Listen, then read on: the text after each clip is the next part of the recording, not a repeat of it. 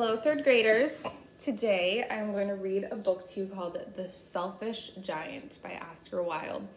So Oscar Wilde is a very famous author. He lived a long, long time ago. So here's a picture of him. Okay. And he died in Paris in 1900. Okay, so that is a very long time ago. That's 120 years ago he died. But he wrote a lot of famous plays and novels and books, and so this is one of his works of art, The Selfish Giant, okay? So I'm going to read this today, but as we read, we are going to track character traits, okay? We're working on character analysis. So I have made something that I want you to copy in your notebook before we get started, okay? So I want you to take out your notebook and open to a fresh page. You're going to draw a big plus sign in the middle. Okay, in the first box, you're going to write the title and the author. And then we are going to track the character's feelings in the beginning, the middle, and the end to see how they change, okay? So I want you to pause the video right now with this on your screen so you can copy it down. That way when we get to the writing point in the book, you'll have your outline and you just need to fill in the character trait and how you knew or why the character was feeling that way. Okay, so go ahead and copy this down in your notebook right now and then press play and we'll read the book together when you're done, okay?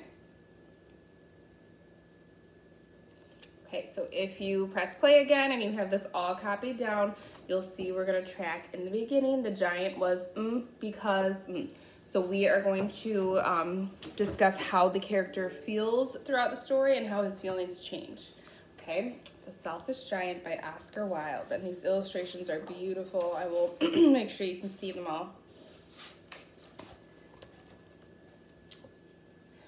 Every afternoon, as they were coming from school, the children used to go play in the giant's garden. It was a large, lovely garden with soft green grass. Here and there over the grass stood beautiful flowers like stars, and there were 12 peach trees that in the springtime broke out into delicate blossoms of pink and pearl, and in the autumn bore rich fruit.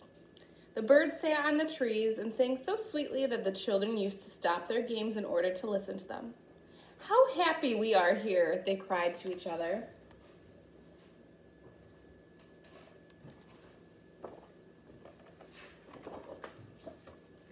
Well, one day, the giant came back. He had been to visit a friend in the Cornish orb and had stayed with him for 7 years. After the 7 years were over, he had said all he wanted to say to his friend. For conversation was limited, and he determined to return to his own castle. When he arrived, he saw the children playing in his garden. There we go. "What are you doing here?" he cried in a very gruff voice, and the children ran away. "My own garden is my own garden," said the giant.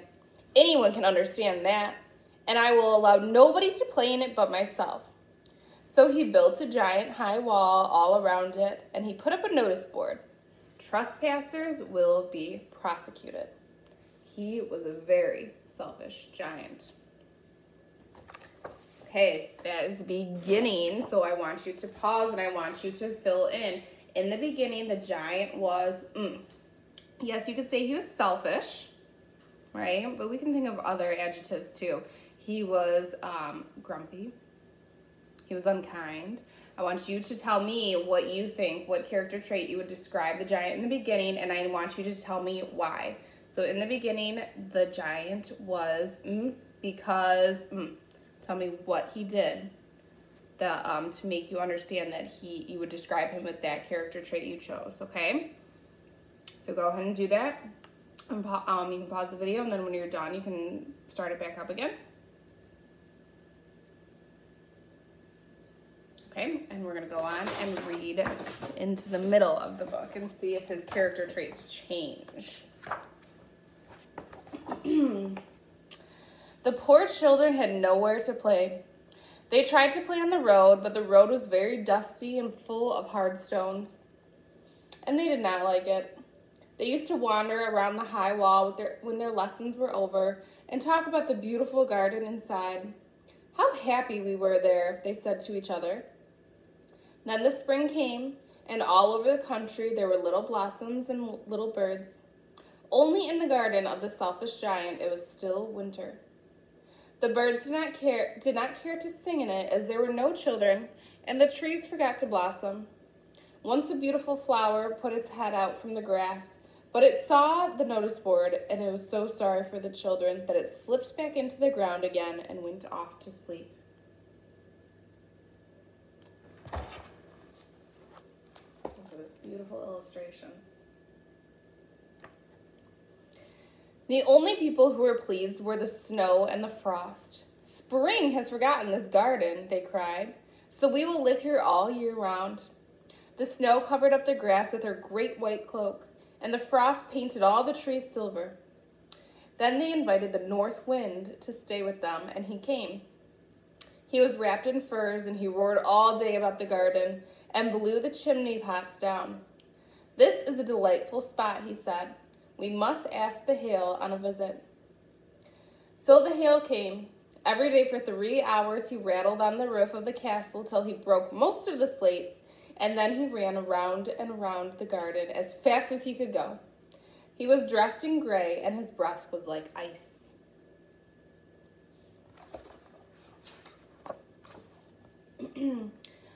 "I cannot understand why the spring is so late in coming," said the selfish giant, as he sat at the window and looked out at his cold winter garden. "I hope there will be a change in the weather." But the spring never came, nor the summer. The autumn gave golden fruit to every garden, but to the giant's garden she gave none. "He is too selfish," she said. So it was always winter there, and the north wind and the hail and the frost and the snow danced about through the trees. So you can tell based on the illustration a lot about how he's feeling and how you might describe him. One morning, the giant was lying awake in bed as he heard some lovely music. It sounded so sweet to his ears that he thought it must be the king's musicians passing by. It was really only a little linnet singing outside his window, but it was so long since he had heard a bird sing in his garden that it seemed to him the most beautiful music in the world. Then the hail stopped dancing over his head, and the north wind ceased roaring, and a delicious perfume came to him through the open casement. "I believe the spring has come at last," said the giant, and he jumped out of bed and looked out. What did he see? What do you think he's going to see? Beautiful. He saw a most wonderful sight. Through a little hole in the wall, the children had crept in, and they were sitting in the branches of the trees. In every tree that he could see, there was a little child. And the trees were so glad to have the children back again that they themselves had covered with blossoms and were waving their arms gently above the children's heads. The birds were flying about and twittering with delight, and the flowers were looking up through the green grass and laughing. It was a lovely scene. Only in one corner it was still winter. It was the farthest corner of the garden, and in it was standing a little boy. He was so small that he could not reach up to the branches of the tree, and he was wandering all around it, crying bitterly. The poor tree was still quite covered with frost and snow, and the north wind was blowing and roaring above it. "Climb up, little boy," said the tree, and it bent its branches down as low as it could, but the boy was too tiny. And there's the one winter tree.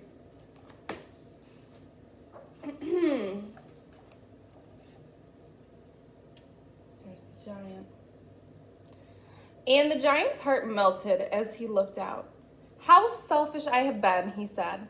"Now I know why the spring would not come here. I will put that poor little boy on the top of the tree, and then I will knock down the wall, and my garden shall be the children's playground forever and ever." He really was very sorry for what he had done. So he crept downstairs and opened the front door quite softly and went out to the garden.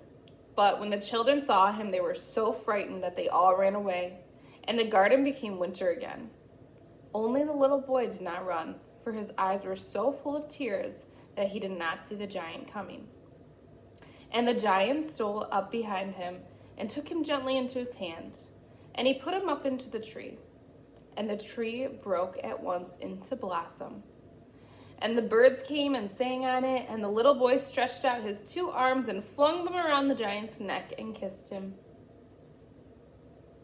Okay, so I'm going to pause there, and I want you to track the giant's actions now.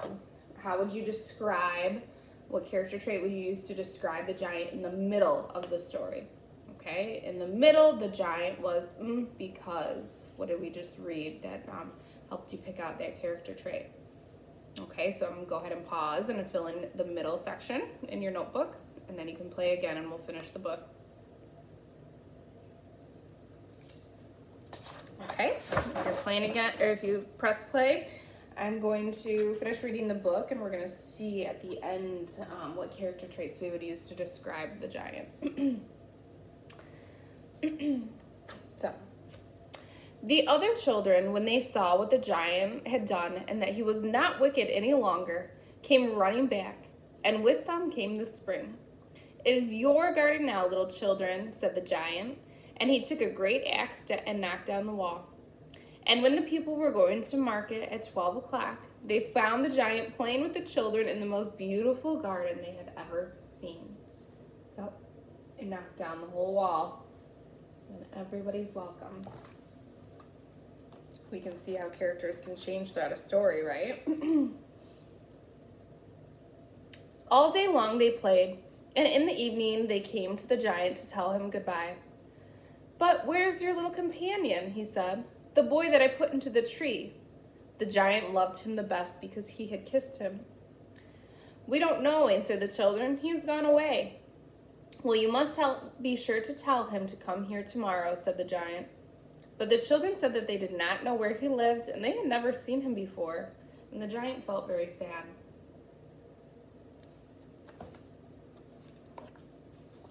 Every afternoon, when school was over, the children came and played with the giant. But the little boy whom the giant loved was never seen again. The giant was very kind to all the children, yet he longed for his first little friend and spoke of him often. "How I would like to see him," he used to say. Years went over, and the giant grew very old and feeble. He could not play about any more, so he sat in a huge armchair and watched the children at their games. And he admired his garden. "I have many beautiful flowers," he said, "but the children are the most beautiful flowers of all." There he is. One winter morning, he looked out of his window, and he saw of his window as he was dressing. He did not hate the winter now, for he knew that it was merely the spring asleep and that the flowers were resting. Suddenly he rubbed his eyes in wonder and looked and looked. It certainly was a marvelous sight. In the farthest corner of the garden was a tree, quite covered with lovely white blossoms. Its branches were all golden, and the silver fruit hung down from them, and underneath it stood the little boy that he had loved. It's back here.